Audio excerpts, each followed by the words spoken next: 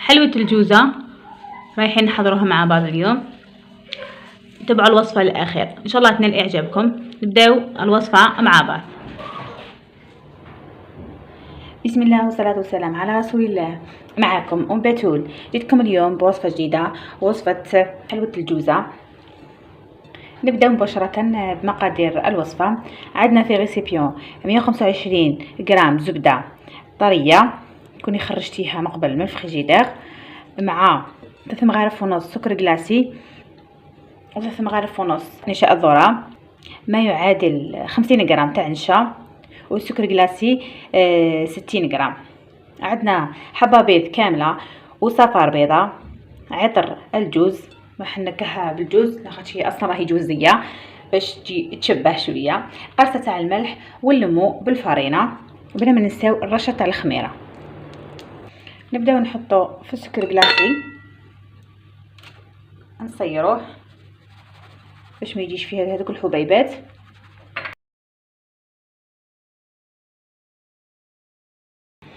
ونبداو بلا ما ننساو القرصه تاع الملح.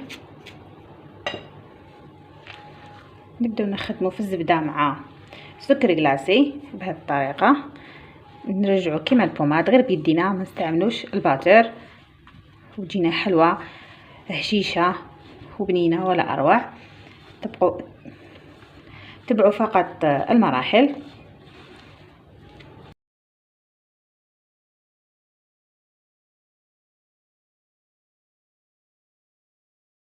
بعد ما خدمناه بهذا الشكل ولا كيما البوماد، نديرو البيض. كانت عندي حبه كبيره هي اللي درتها صفار، نديرو وحده بوحده وندخلوه مع بعض بلا ما نساو عطر الجوز باش ينحينا الريحه تاع البيض وتبان فيه الكو تاع الجوز. ندخلوه بهذا الشكل وحده مره وحده حتى نكملوا البيض تاعنا. نزيدوا الحبه الثانيه ايضا ندخلوها.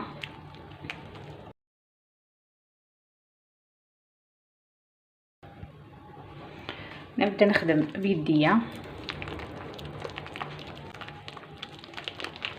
نضيفوا المايزينا 3 مغارف ونص،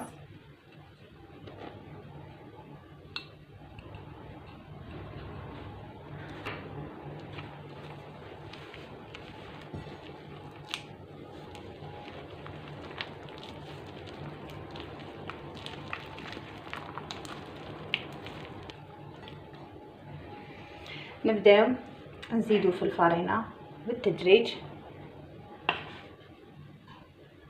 بلا ما ننساو الرشه تاع الخماره،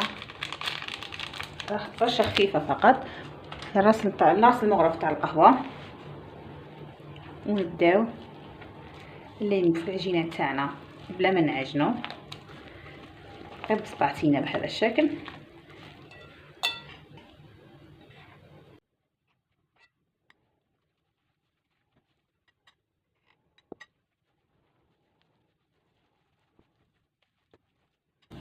بعد ما لميناها ولات طريه، نديروها في كيس بلاستيكي باش نكوروها على ضربه.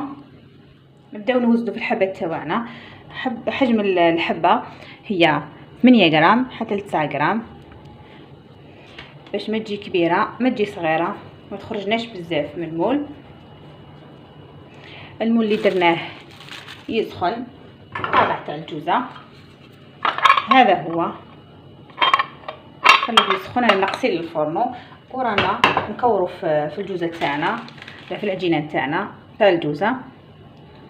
نكملوا كامل وغطيو الحبات تاعكم بكيس بلاستيكي باش ما تنشفش معاكم العجينه تبقى طريه. نكملوا كامل نكوروا الحبات ونكملوا الوصفه.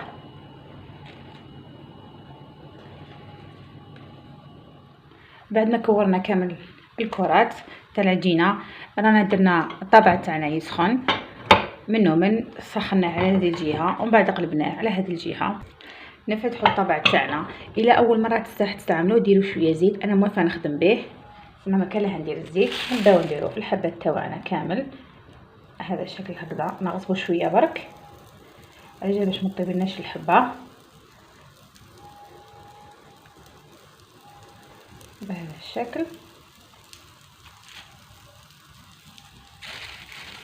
وراكي منقصه النار وتغلقي على الطابع تاعك. بسم الله.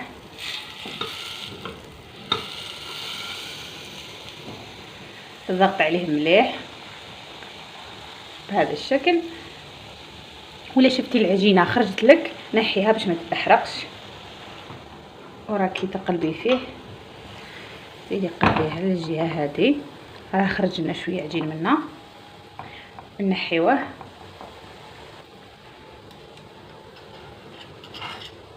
ما تفتحيش عليه حتى يحكم روحه مليح ويبدا يطيب باش تبداي تفتحي عليه. بعد ما طابت الجوزه نحوها حبه راها واجده، ونكملوا بنفس الطريقه. علاش توسخن بزاف نحوه ونبدا نضيفه في الحبات.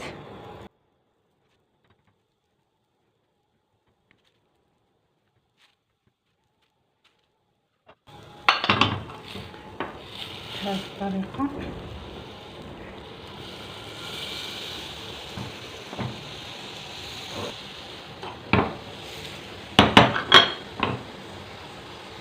بعد ما كملنا كامل الحبات نخلوه يبرد ونجوزو للحشو. ورجعنا باش نحشو حلوة الجوزة.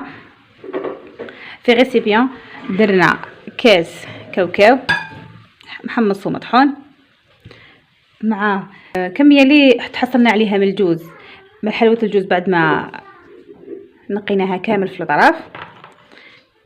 وش صورتي لي ليه هنايا في هذه الوصفة، مع زوج مغارف تاع العشاء تاع حلوة الترك اللي هي الشامية، مغرف تاع العشاء كاكاو بني ومر باش ينقص لنا الحلاوة. نخلطوا كامل هاد المقادير مع بعض كيما راكي تشاهدي، وتبداي تلمي فيه بطوفيه كراميل حتى تلاقي ملك كتله واحده. وهذاك الجدود باش نحشو به الحلوى تاعنا. من الاحسن تخدمي بيدك خير باش تدخلي حلوة الترك في المقادير. ونلم بطوفيه كراميل، نديرو مغرف كبيره ونشوفو.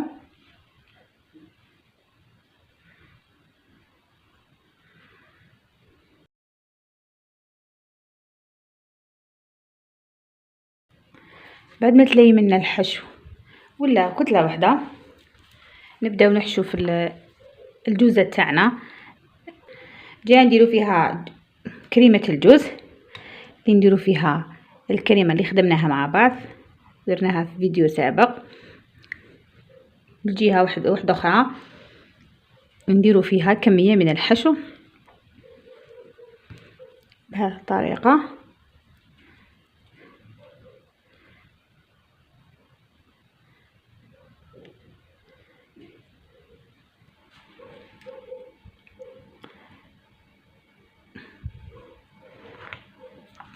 جوزة ولا اروع.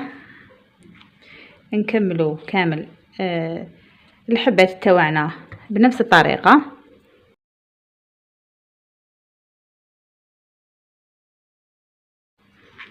نزيدوا معاكم حبه واحده اخرى.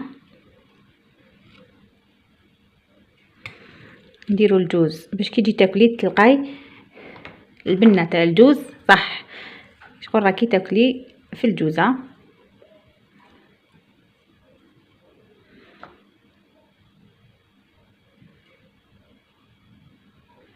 الزايده مسحيها هكذا باش تفيني الخدمه نتاعك. نكملوا كامل الحبات بنفس الطريقه ونرجعوا لكم. لحقنا نهايه الفيديو مع حلوة الجوزة. ان شاء الله تكون نالت اعجابكم. جات ما شاء الله ولا اروع. حبه في البنة وفي الشكل تشبه بزاف للجوزة تاع الصح، الجوزة الحقيقية. ولا يعجبكم الفيديو ديروا جيم، بارطاجيو الوصفة مع الأحباب والأصدقاء، ونتمنى تجربوا الوصفة وتنال إعجابكم. لا تنسوا تحطوا رأيكم في التعليقات فضلا وليس أمرا، وفي وصفة أخرى إن شاء الله. والسلام عليكم ورحمة الله تعالى وبركاته.